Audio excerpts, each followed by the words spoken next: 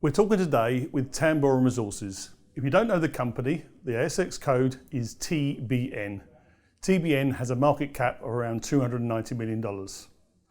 Tamboran Resources is a natural gas exploration and production company with a vision to support the net zero CO2 energy transition in Australia and Asia Pacific through developing low CO2 unconventional gas resources in the Northern Territory's Beetaloo Basin.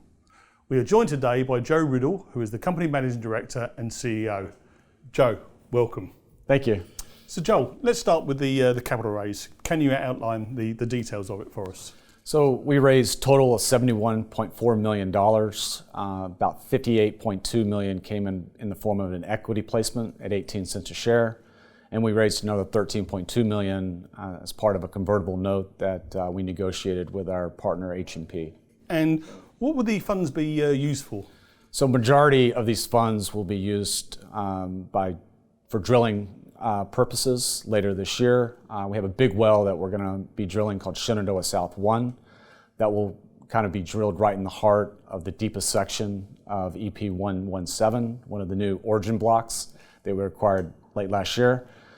And we have some additional funds reserved to do an additional Amungi 3 well, plus some remediation work around Amungi 2. So primary use of funds will be used by putting capital right into the ground to progress reserve maturation in the Beetaloo and get us closer to first production. Can you give us a bit more colour about the structure of the capital raise and the investors that participated? You know, like last time, did US investors cornerstone the capital raise as they did back in September? Absolutely. So this is one of the unique features of the capital raise is that over 85% of all funds came from existing shareholders, primarily US financiers that have a very long-term view around the company's potential in the Beetaloo, including Brian Sheffield, our largest shareholder. Brian is well known in the U.S. to be one of the most successful shale entrepreneurs, having founded Parsley Energy. And the few additional, I would say, long-only energy specialist funds out of the U.S. also were part of this raise. So a lot of smart money, a lot of money that really understands shale, they understand global gas markets, and the right kind of shareholders that Tamboran really needs to progress its high growth business plan in the Beetaloo. Joel, let's move on to the Amungi 2H flow rates and forward program. The initial results you quoted as saying were highly encouraging, but you did identify an issue with regard to potential skin inhibiting gas and water flow. Firstly, what exactly does this mean? And secondly, is there a quick fix to the issue at hand? Start with first principles. You know, the definition of skin is essentially a non-permeable barrier between the rock formation and the wellbore. And so this is a very normal thing that you see, particularly in early stage shale development, where you could have an incompatibility between the fluid system that was used for the completion, potentially being incompatible with the rock. And so the good news is that we've had fluids analyzed by a very high-end laboratory in Odessa, Texas. This is a laboratory that has looked at essentially every shale well from every shale basin in the U.S. And they've done some very in-depth analysis that suggests that this skin can be treated. And we're very hopeful that once treated, this well will clean up. And we hope to have a 30-day IP that we can report to market sometime in the second half of this year. Okay, Joel, let's move on. Independent analysis of the Tamboran wells have been promising. Could you tell us something about how this has improved our knowledge of the Beetaloo Basin and gas deliverability? So Tamboran 2 and 3 were originally drilled with our partner Santos in late 2021. And these are 2 wells that have now flown longer on a well test than any other wells in the Beetaloo to date. Over 6 months that we've been testing both wells. And the good news is that we've had some independent modeling done by Subsurface Dynamics that suggests that the 2 long-term well tests are matching some of the best Marcellus shale wells, particularly in the Tier 1 dry gas window. And this is something that the company has always pointed to as the Marcellus being the analog to the Beetaloo. We've seen it on logs, we've seen it on cores, but what we've seen with these two latest well tests is now a confirmation that the well tests that we see kind of long-term are matching our thesis around what we see in the logs and the cores, which is great news. And it's really what's guiding us to target this next well, Shenandoah South, in the deepest part of EP 117 on the new origin blocks. We think the geology looks very similar to what the two Tamboran wells have targeted on the east part of the basin in the deepest sections of the basin, otherwise known as the Depicenter. And to take a step back, when you look at early shale development in the U.S., operators have historically targeted this deepest region, this Depicenter areas, for exactly the reason where you have higher pressure, the geology is more calm, therefore it's easier to drill into long laterals into the shale.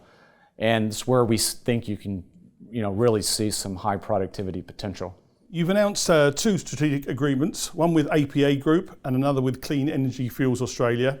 Could you outline for us how those two agreements help provide a pathway to the global domestic markets? Sure. Hey, let me start with the APA agreement. This is a really very critical agreement that we've negotiated with APA. It provides a strategic partner for the company that will provide pipeline solutions for our multi-phase development plan.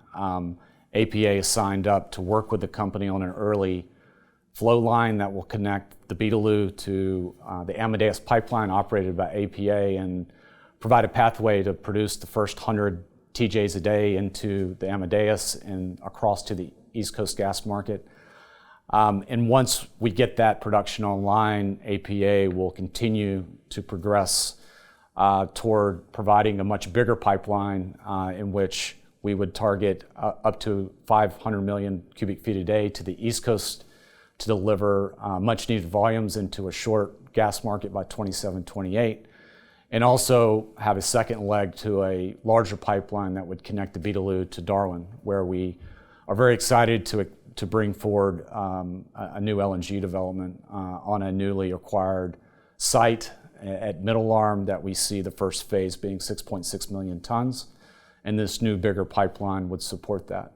On the clean fuels energy deal, this is a deal that contemplates a facility that's currently in WA that we look to bring into the Beetaloo as early as next year. It's a temporary facility that we can move on site, and instead of flaring in our well test, we can actually take that flare gas and process it, compress it, and move it to a pipeline as early as next year. So this is something, we've been targeting first production in 2025.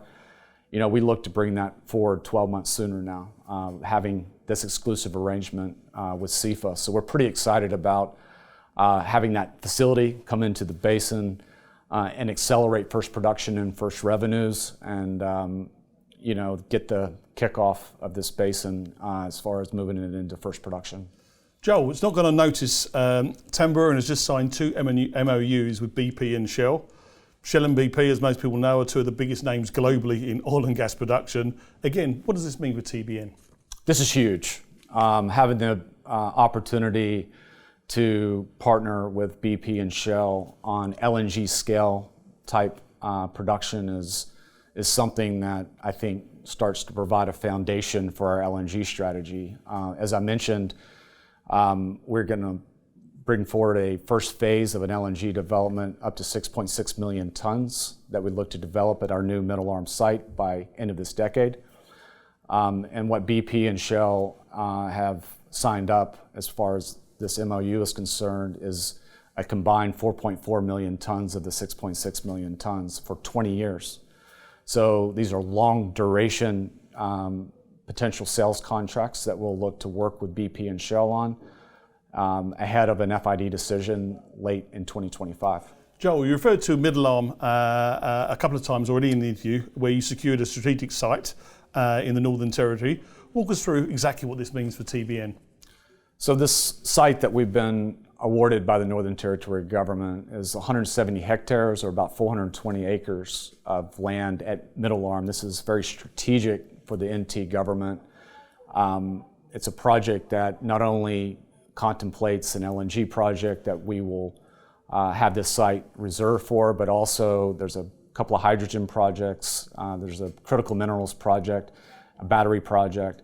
And so we're very excited to be part of this regional development. It also is in the same area in which two existing LNG plants currently are in production, one of them operated by INPEX, an 8.7 million ton plant, and a Santos-operated Darwin LNG plant that's 3.9 million tons. So you have existing LNG production already online.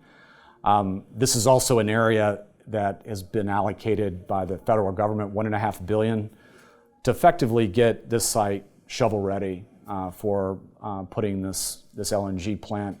Again, up to 6.6 million tons is what we anticipate in phase one by the end of this decade.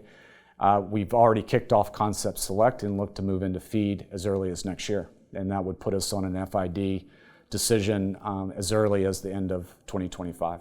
So Joel, just to close things up, clearly a huge amount going on for you at TBN at the moment, but it'd be remiss for me not to ask, from an investor perspective, what can they expect over the coming weeks and months? What are the key focuses? Really, it's the catalysts that are coming from our drilling that we're kicking off with our new rig that we've just brought in from the US.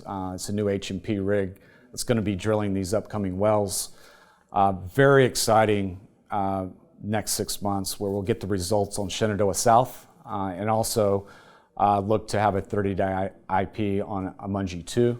So those are two big catalysts coming in the next 6 months, and I think the opportunity in first half of 24 to take this temporary facility that we're bringing into Beetaloo and potentially hook that up to one of two wells and get some early production and revenues flowing out of the basin is something I think an investor can really look forward to.